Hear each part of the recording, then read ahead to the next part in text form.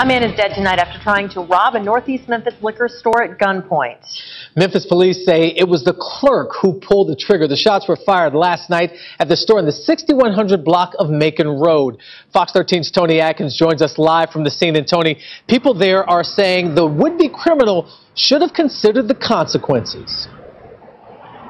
You know, Marius, a lot of people not really sympathetic after a robber reportedly lost his life while trying to hit up this liquor store right behind me. I'm told that in this area, as liquor stores just like this, is not uncommon for a clerk to have a gun behind the counter. I don't have no pity for him. None at all. What can I say? Michael Weaver, a retired Chicago police officer, pulls no punches when sounding off about an attempted robbery at this liquor store Saturday night. Hate to be so plain and blunt about it, but he got what he deserved.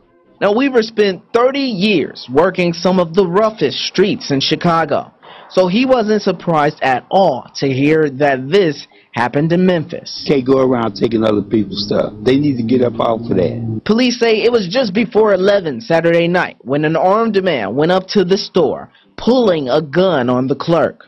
But little did he know that clerk was armed and ready to defend himself.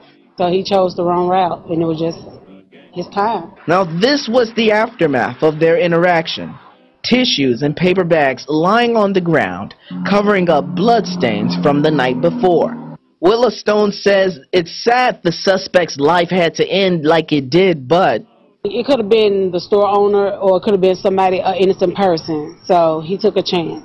I reached out to the store's owner, who wasn't available for comment, but after a string of liquor store robberies in Shelby County, Weaver says he hopes this is an example for others thinking about doing the same. You might get away one time, you might get away two, but eventually, like they said, if you live by the sword, you'll die by the sword.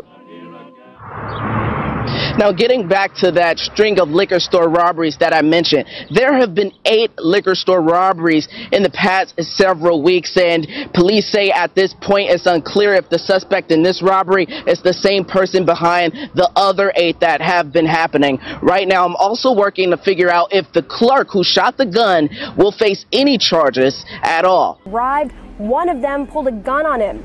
The teen fired it at the driver, who was armed with a gun of his own. He shot back and hit that teen. Both 16-year-olds fled the scene. Responding police found that teenager, identified just now as Wayne Osborne, wounded. He later died from his injuries. The other suspect was found and arrested for aggravated robbery. Police are not identifying that teen or the delivery driver just yet, but they say that driver, he could face a charge for unlawful carrying of a weapon. They'll figure that out as soon as this investigation is complete. For now, we're live in Mesquite. Homa Bash, NBC5. Homa, thank you. When Osborne was a sophomore at John Horn High School, the Mesquite ISD had issued a statement this evening saying, quote, "The loss of a student's life is always tragic and heartbreaking, regardless of the circumstances." They offer their support to students and staff at John Horn High.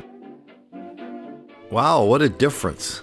In the first story, we see the reporters, at least the anchor in Memphis, going, you know, nobody really cares that guy got shot. He was a criminal. To hell with him. Memphis, of course, is under a tsunami of black violence. Even the Chocolate City is getting sick of all the chocolate violence in that town. But then we move on over to the Fort Worth area, and we hear that the school district is reporting that even though the guy was a potential killer, he was holding up people with a gun. Well, we're going to have counselors on hand in case anybody is sad that this criminal was killed. No. When somebody's using a gun to hold up people, like a delivery driver, and by the way, in this country, holding up a pizza delivery guy is a black thing. It's often maybe they don't all get shot, but a lot of them are getting beat. And it's not just a simple beating. There's always taunting, torturing, harassment, threats of violence, threats of doing more if they tell anybody. So for this guy to get what he deserved by pulling a gun on a pizza driver, and now the school wants to turn him into the victim without a word for the real victim, the guy who was delivering the pizza, well, that's just something we see every single day. All because the people in Mesquite, Texas don't want to make the black kids angry.